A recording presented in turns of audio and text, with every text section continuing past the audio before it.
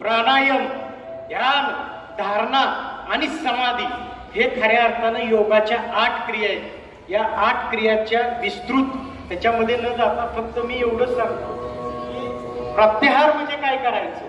मी थोडक्यात महत्वाचं घेतो.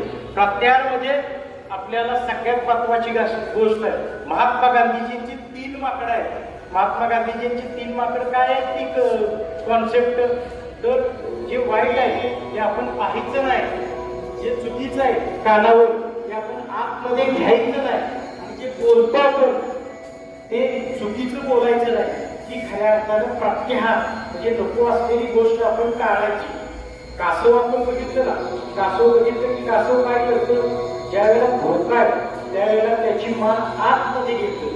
म्हणजे कासवाकडून आपण हे शिकायचं आणि तुमच्यासाठी उपयुक्त असतं धारणा, ध्यान, धारणा आणि समाधी.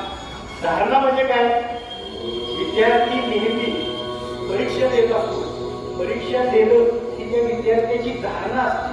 परंतु त्या परीक्षेसाठी जे आपण स्वतःला तयार करतो, प्रिपेअर करतो, जे प्रोसेस करतो त्याला आपण काय म्हणतो, ध्यान म्हणतो. आणि आपल्या डोळ्यासमोर फक्त आणि फक्त आपल्याला परीक्षा घ्यायची आहे त्याला आपण समाधी म्हणतो. म्हणजे योगाची ही कॉन्सेप्ट आहे की कुणी प्रचार